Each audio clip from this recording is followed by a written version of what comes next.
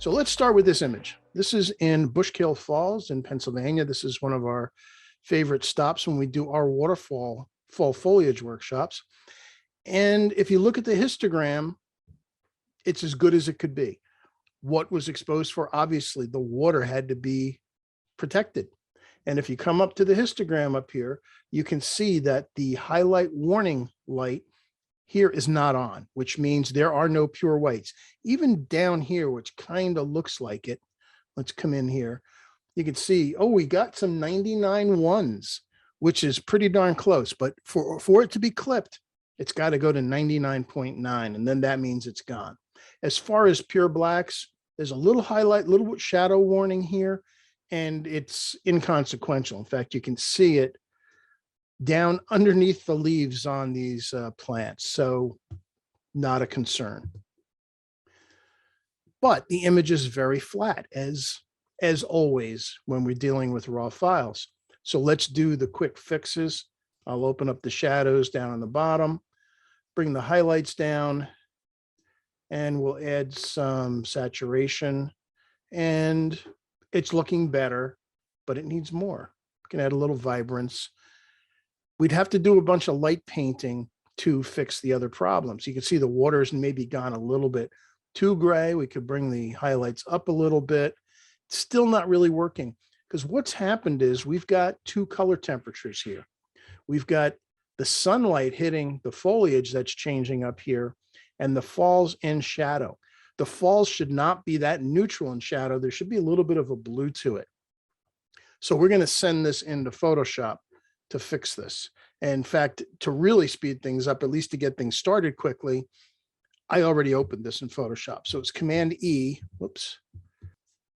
All right, so here's our image in Photoshop. Again, always Command J. Let's make a copy of that background.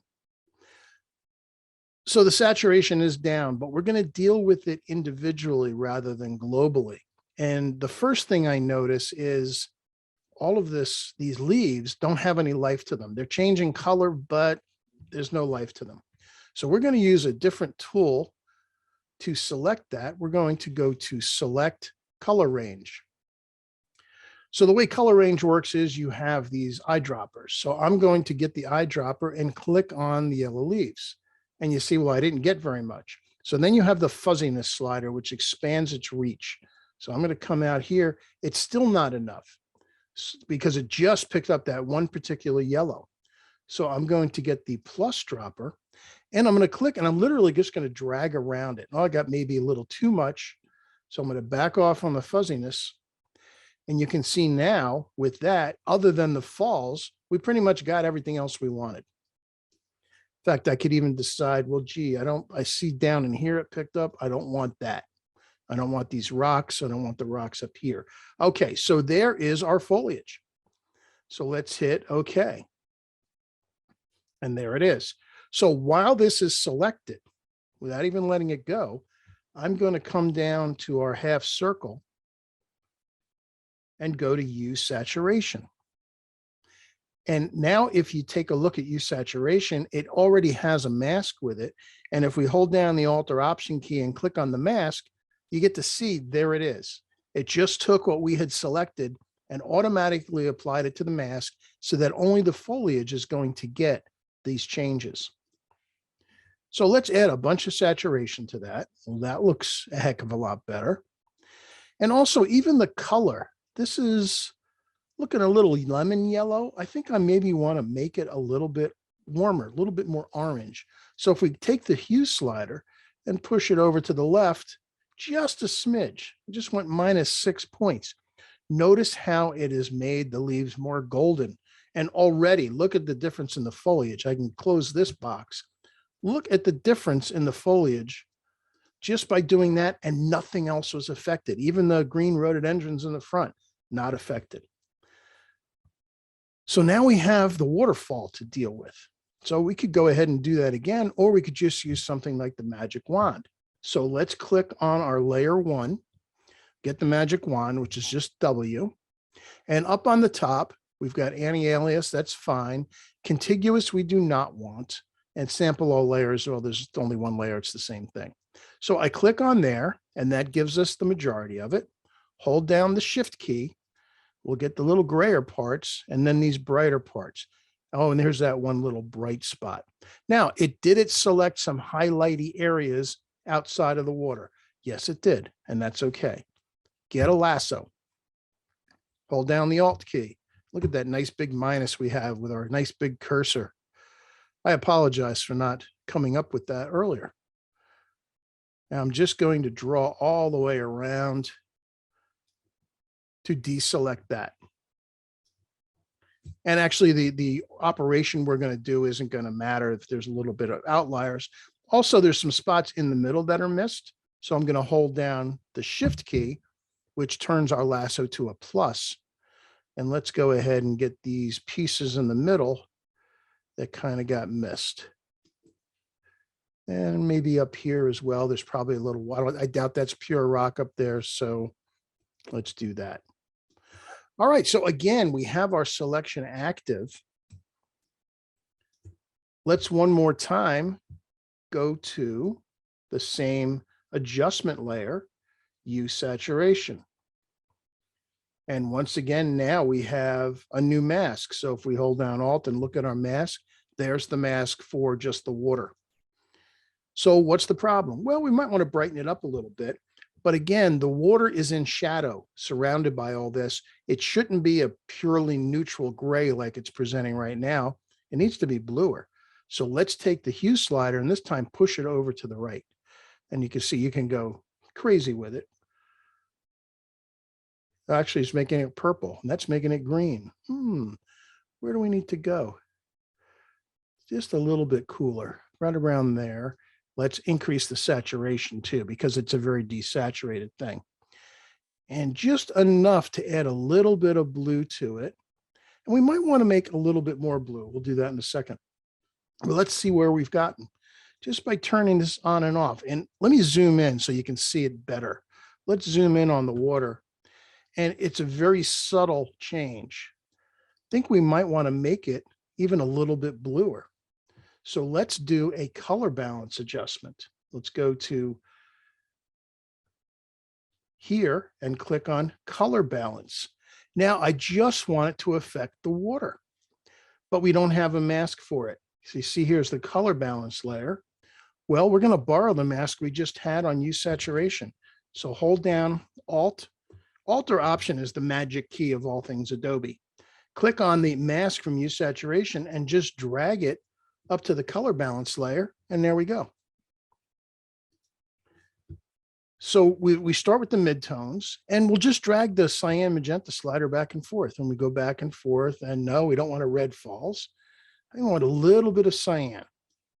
Green, red, probably don't want to mess with. That one's fine as is. We'll leave it alone. But the blue, the yellow, we already know we're going to go blue.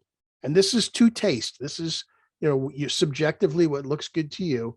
But I'm going to add about that much blue. Now let's do the same thing for highlights. Probably a little cyan. Actually, strangely enough, I think the highlights need a little bit of red. Wouldn't have thought that. Magenta green, probably nothing. Magenta green slider is one that you could, in many cases, leave off. It depends on how bad the color shift is. And then yellow, blue. There's something to be said for adding a little yellow to the highlights if the sun is hitting it. So let's do that. Let's just add a little bit of yellow because we're going to counteract that by putting some blue in the shadows. So let's go to shadows now. We'll add some cyan. I'm going to cut to the chase and go right to blue. I'm not going to even bother with the magenta green. All right, so let's close that. And now let's turn this on and off and take a look. And now you can see it's completely lost that any neutral feel. And now we've got a little bit of blue to it. Let's go back to full screen. And now we'll turn that on and off. And notice how putting that blue in makes it feel more like water. Now I think what's left is possibly some light painting. However, one other thing I want to do, some of these rock highlights are really bright because they're getting hit directly by the sun. So I'm not sure if it should be a magic wand or it should be a color range, but let's try the magic wand. So I'm going to click on the magic wand. There's a lot of people that hate the magic wand. I don't know why. So let's click on this let's go back to our layer 1 first. Let's click on this really bright bit of rock and hit Command 0 to see what it picked up. And you know what? I can live with that. There's some weird stuff over here, but what we're going to do is, again, not going to affect it. So what we're going to do this time is a levels adjustment. Oh, it is in the falls. I don't want it to be in the falls. So lasso again, Alt for minus. Let's get that out of the falls. I don't want to affect that. Although for what we're doing, it wouldn't hurt it either. All right, so with our selection active, this time we're going to go to a levels adjustment layer. And we're going to adjust the output levels, not the main levels. We're going to bring the output levels down. Oh, I'd say a little more than we need, maybe. 205 looks good. And again, let's zoom into those rocks. And if we turn this on and off, notice the difference in those rocks. Now, that was more than we needed. I wanted a little bit more, and you can see here on the water that did not work. We'll get rid of that. But let's bring the opacity down to something where they're bright, but they're not approaching white. And let's see how that looks. That looks better. And there's a little bit here in the water that I do not like. So we just select our mask, get a brush, make it smaller, but I'm going to make it at 100%. So I just hit 0. And I'm just going to paint over that spot here. We're just painting on the mask. As long as the mask has those little frame edges around it, that's where we're painting. Let's see if there's anywhere else down here that's offending. Right here, let's get rid of that. And let's look at the top. Nope, the rest of it is just some branches. Yeah, that looks good. So Command 0 to go back to our full. Now the bottom is a little bit dark. So let's do some burning and dodging. I know we talked about just the using the burn and dodge tools. Again, I prefer doing this and setting it as an overlay. So let's hit D to make our colors black and white. And I want to paint with white. I want to brighten up a little bit. So I hit X to put white in the foreground. Control Option, and I'm going to give myself a nice big brush, and I'm just going to paint at 10%. So I hit 1 on my keyboard. Notice opacity now says 10. And I'm just going to paint on here a little bit, maybe 20%. Let's brighten it up a little faster, just to bring this area up, and make it a little smaller brush, maybe in here as well. We'll get some of these deep shadows, maybe up there. And that looks pretty good. And then one last thing I'm going to do, I'm going to go back to 1 for 10%. And I'm going to lighten up the top of the falls a little bit, because that's where I want the eyes to go. The rest of the falls falling down is fine. Let's just brighten that up a little bit. So again, does it look like I did anything? Maybe not. Ooh, you know what? I'm going to brighten up this orange here as well. Let's add some life to these fall colors. If you guys have never been here, this is a beautiful place. It's part of the Delaware Water Gap. So if I turn this on and off, look at the difference with our burning and dodging, or really it's light painting before and after. And then lastly, let's do a sharpening like we did the other night with that shot from Bryce Canyon.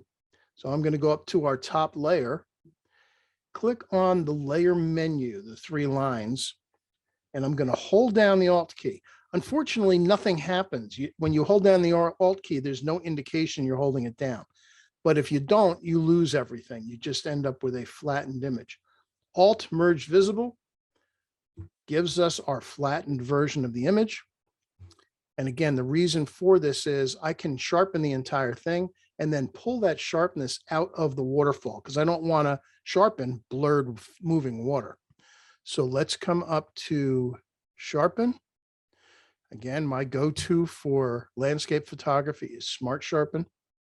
And here we go. All right, I don't necessarily want to see the water. So if I come out of here, you see I get a little square, and I'll just come up into a little bit of the brush. And if you hold down, if you click on it and hold, it shows you the before and after. So you can move around and see the differences before and after. And this one needs some extra sharpening. And there's no noise here. So I'm going to bring the reduced noise down. And that looks good. So we'll hit OK. Let it do its smart sharpen. And then the last thing we're going to need to do to this is to take the sharpening off of the water. But we've already got a mask that did that on both the color balance and hue saturation adjustment layers. So we're just going to steal it from there, but we have to invert it because we want the opposite. So almost done. Okay, nice and sharp. You can zoom in a bit and see. It's just, look at that. It's just a beautiful crispness when we look at that image there. But again, we don't want to sharpen here. I'm not seeing a lot of effects of the sharpening, but we want to get rid of it anyway. And this layer is just about sharpening. So here is our mask, or one of our masks from the waterfall itself. Hold down Alt. I'm going to drag it up to add it to the sharpening layer. Now I'm sharpening just the waterfall, and we don't want that. You can see we've already lost the crispness in here. Just click on the mask, and the command is Command or Control I, which means invert, and it reverses it. Now it is sharpening here and not the waterfall. In fact, you can Alt click on it and you'll see that's the black part is the area that's being protected from the sharpening. And Command 0, and let's take a look at it full screen. And we ended up with a really lovely shot. So let's hit Command S on this. And you can see down the bottom, it's saving it. And then we'll be able to compare from where we started to where we ended up. That's one thing I do really like about Lightroom, to be able to compare where I started and where I ended up.